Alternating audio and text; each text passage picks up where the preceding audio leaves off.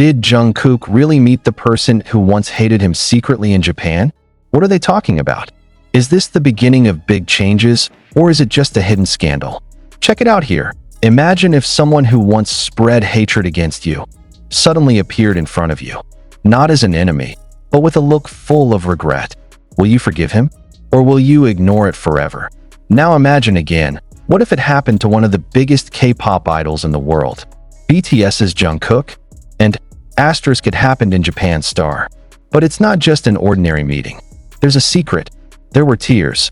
There are words that have never been said before. Why would Jungkook, who is known for his privacy, meet someone who has attacked him emotionally in the past? What's the purpose? And the most surprising thing, who exactly is this person? This news is not only about the meeting, but about courage, old wounds, forgiveness, and the truth that has been hidden behind the sparkling lights of the stage. Tokyo, a quiet evening, a summer breeze blowing gently between the bustling alleys of Shibuya. No one expected that behind the glass building of one of the hidden cafes, a meeting took place that no one had ever predicted, even the army, which is known to be very observant. This is where it all started. Jungkook, one of the BTS members best known for his calm and expressive personality on stage, was seen wearing a black mask, hat, and dark hoodie.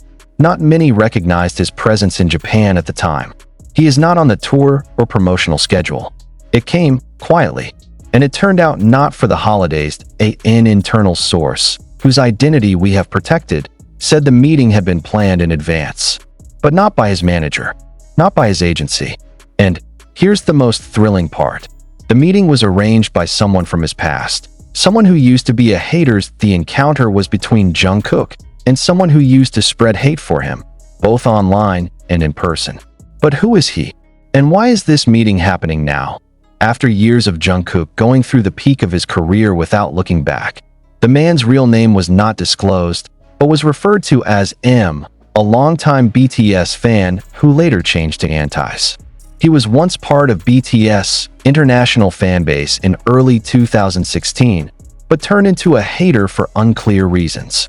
Many rumors mention jealousy, personal disappointments, or even personal experiences that made her feel betrayed by the idol she once loved. M is one of the people who once accused Jungkook of being insincere, spreading false rumors on international forums, and even once made hurtful comments about Jungkook's performance when he experienced severe fatigue at one of BTS's 2018 performances. At that time, although these rumors were denied by other fans and agencies, the impact was so great that it sparked a wave of negativity on social media. However, time is running. What prompted M to ask to meet after so many years? Does he feel guilty? Did he have a change of heart? Or is there something deeper? According to a source familiar with the meeting, M contacted one of the longtime contacts of the fanbase community who now works at an entertainment agency in Japan. With great care and regret, he asked to be able to convey a personal message to Jungkook. Initially, this was considered impossible, but Jungkook, who is known to be very introspective and open to emotional healing processes, gave a surprising answer. If someone comes to admit their mistake, I want to know why. I want to see his eyes and feel if he really is. Inside the cafe, the conversation lasted more than an hour.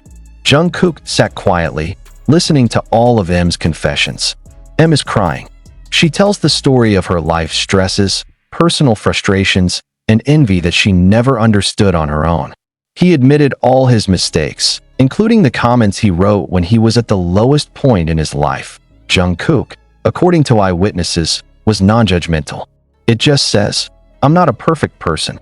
I've made mistakes, too. But I know what it feels like when someone chooses to hurt, just because he or she is being hurt. They don't blame each other. There was no confrontation.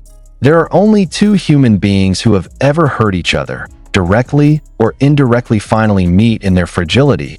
Is this a sign that Jungkook will be more open about his personal injuries? Is this the start of a bigger project?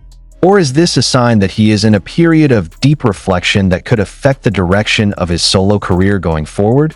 These questions began to be discussed among fans who began to smell Jungkook's presence in Japan through cryptic photos on social media. But no one expected that the real story would be so deep and touching. After leaks of this story began to spread in the ARMY community, reactions flooded platforms such as Weverse, Twitter, and Reddit. Many fans admitted to crying after reading this story. I used to always see Jungkook as the perfect person, but now I realize how powerful he is in dealing with wounds we don't see. It made me think twice before writing anything bad about anyone on the internet, because we don't know how deep it is. I salute Jungkook for his bravery. Not everyone can deal with such a past. After the meeting, M reportedly wrote a handwritten letter to Jungkook and deposited it through the cafe. In the letter, it is written, "Thank you for giving me the opportunity to be a better human being, even when I didn't deserve it." Jungkook did not answer the letter directly, but according to the source, he smiled as he read it and said, "I hope she finds peace." What are we really looking for in an idol? Is it just a beautiful voice, a stunning face, or an alluring dance? Or are we also looking for a soul that can inspire us to be more human? Jungkook's story in Japan is not just about meeting with haters. It's a lesson about wounds, courage, forgiveness, and humanity. It is a reflection that behind every resplendent light, there is such a deep personal struggle, and maybe, just maybe, this is why Jungkook remains loved by millions of people around the world. Asterisk, what do you think about this incident? Would you do the same if you were in Jungkook's position? Write in the comments. Asterisk, don't forget to like, share, and subscribe so you don't miss the latest surprising news like this. See you in the next news that is no less emotional and full of mystery. Asterisk, emotional.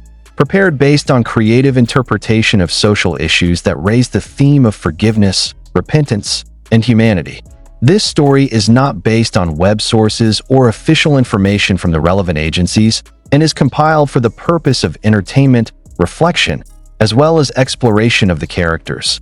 The transformation from rabid fan to hater is not a new phenomenon in the entertainment world. But when it comes to Jungkook, an idol who has always maintained a warm relationship with his fans, it becomes a very emotional and complex case that in many cases, unexpressed feelings of disappointment, excessive possessiveness, and unrealistic expectations of an idol can develop into irrational anger. M, in this story, describes the type of fans who feel betrayed not because of the idol's real actions, but because his personal expectations and fantasies are not fulfilled. Fandom researchers refer to this as parasocial betrayal when a person feels hurt by a public figure despite never having a real relationship with him. In the case of M, this feeling culminates into hate speech, but as Jungkook pointed out, the wound can heal, even in silence. Since debuting in his teens, Jungkook has grown up under the public spotlight. He is praised, adored, but also watched and criticized to the extreme. Pressure as the magne of the multi-talented BTS is not always visible to the public. She still smiles, sings, dances, and touches the hearts of millions, without revealing many dark sides of her life. Several times in interviews, Jungkook admitted that he had felt empty. Behind the festive stage, there were long, silent nights, with inner questions. Who am I really when I'm not on stage? Meeting with M in Japan is not only about forgiving others, but also forgiving himself. Forgive the past, the stress he endured, and all the hurt he never showed in the digital age. One comment can change a person's life. One sentence of hatred can destroy the spirit. But in a world like this, Jungkook and M's story sheds a light we rarely see. Forgiveness is possible. Many in the army felt that Jungkook had taught them an important lesson. That even in a position where he could ignore or punish, he chose instead to hear, understand, and give a second chance. And isn't that the most courageous act a human being can do? Even as Jungkook and Taehyung try to take control of the narrative themselves, the world behind the scenes moves to silence it. In a closed-door meeting leaked to the public via an anonymous transcript, a HYBE director of content strategy bluntly called out, "Their image can't be too real. Fans want fantasy. And if these two people continue to show too authentic personal connections, then the fantasy will collapse." The sentence is shocking, even for entertainment industry standards that are known to be cold and calculative. because the statement basically admits that what they are selling is not a work, not a talent, not a soul, but an illusion. And if reality appears, the illusion will break. Many old soldiers began to realize that over the past few years, there had been a change in the pattern of interaction between Taehyung and Jungkook that felt too regular to be considered natural. They no longer sit side by side as often as they used to, no longer spontaneously mention each other's names on live broadcasts, no longer interact intensely in front of the camera like the early days. Most fans try to be understanding, calling it adult growth or personal change. But after confessions from former staffers, that interpretation began to turn into a deeper suspicion that perhaps all this time, the relationship between the two was not just muted, but deliberately obscured in order to avoid what management called the fanbase's tendency to over-identify with internal emotional narratives. A term that sounds like academic jargon, but basically means they fear fans know too much. They fear that if two people love each other, whether as friends, brothers, or more than the brand they have been selling so far will crack. Though what makes Taehyung and Jungkook lovable is not just because they shine on stage, but because they feel real, and that sense, for an industry built on lies, is the biggest threat. This control turns out not only to the personal side, but also to the professional side. A former solo project manager admitted that some of Jungkook's self-penned song ideas were rejected on the grounds that they were too dark, too honest, too deep. One of the songs that contains lyrics about loneliness and self-search is even claimed to not fit with the tone of the current K-pop music industry. Taehyung had a similar experience. He had proposed an MV concept inspired by his childhood nightmares, which were colored by anxiety and trauma. The project was rejected because it was judged commercially irrelevant. He was then given a replacement concept that is more aesthetic and adapted to the demand of brand sponsors. Their vision is cut, mutilated, adjusted.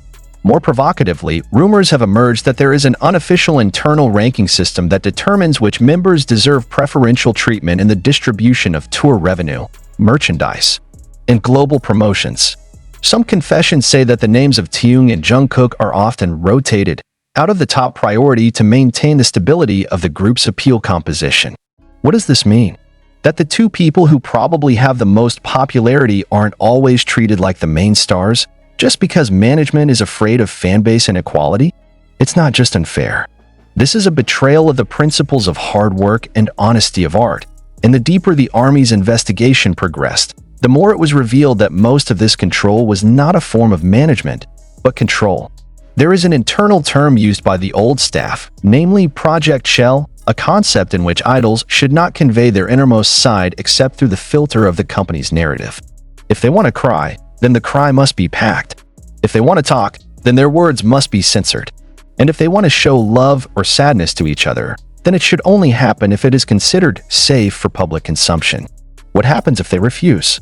They're suggested, removed from a specific project, or worse, muted slowly. Now, many are beginning to ask, is the relationship we've been witnessing between Taehyung and Jungkook a whole relationship?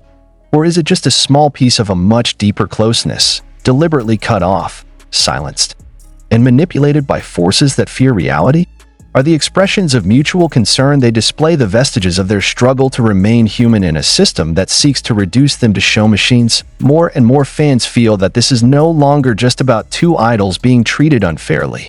It is a reflection of the entertainment industry system that eats human beings with fake smiles and spews falsehoods with the label of professionalism. Because if humans are no longer allowed to feel, speak, and love freely, then all that remains is an empty body that moves according to the scenario.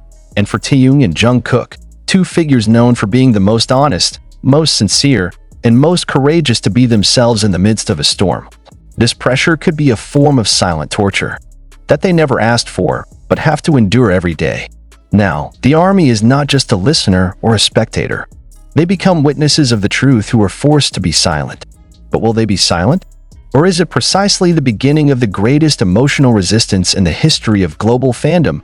Do not close your eyes to hidden wounds. Do not be silent when they are silenced.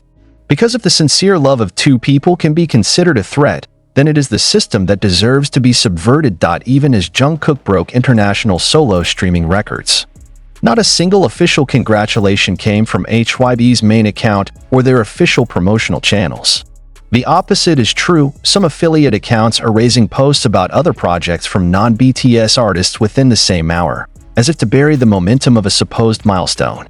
The fans weren't just shocked, they felt insulted.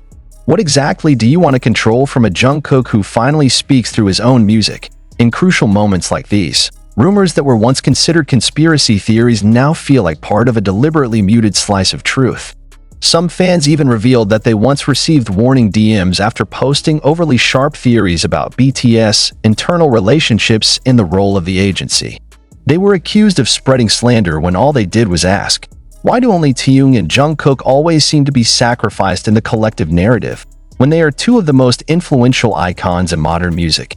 Former production team member HYB revealed that in several photo shoots and promotional content events with global brands, the decision to blur Taehyung and Jungkook's roles was taken on the basis of concerns that the two were too strong independently. They don't want one or two figures to be too dominant in the global eye because that would make it difficult to control the internal narrative. In their own language, if these two people stand out too much, the others will look like shadows. And the BTS brand can't survive just two bright lights. But reality cannot be lied to. Both Taehyung and Jungkook have magnetism that cannot be manipulated. They are loved not for scripts. They are followed because of the frankness that arises even in silence. That is what makes the agency feel the need to neutralize their influence, not by supporting, but by slowly erasing traces of their power from strategic places. A vlog piece that shows Taehyung going deep into Nietzsche's poetry? Never aired. The trailer where Jungkook talks about mental stress and how he writes songs out of tears? Removed from final edit. Even a proposal to make a cinema verite-style documentary focusing on Taehyung and Jungkook's lives as individuals was rejected outright. We can't take too big a risk. They are too honest, the editorial notes read. This systemic evil doesn't just stop at them. A leaked internal email shows that the media strategy team was given directions to reduce the emotional spotlight on the two members during the group's promotion. The sentence is clear. Too much space for V and JK creates a noise that we can control with brand uniformity. As if they were not people, but products that should always be in the neatest shelves. But man is not a perfume bottle. And Taehyung is not a museum piece of art that only curators are allowed to touch. The scandal then sparked an even more egregious grand theory, that the agency had been slowly devising an emotional wipe in BTS's narrative. Sterilizing personal stories, normalizing suffering as part of hard work, and making expression a threat, not a force. One longtime fan site referred to this phenomenon as human image bleaching, in which all forms of cracks, wounds, and tears are removed in favor of a deadly perfect image. Where is the humanity? The question now is no longer simply, why is this happening? But, until when should they be silent? And, until when is Army allowed to believe in a narrative curated for the sake of stock stability? It's not about fan service. This is about the basic human right to be free to love, to cry, to fail, to be angry, to dream, and to choose one's own path. And even more frightening is the possibility that behind all this, there is a deeper economic conspiracy.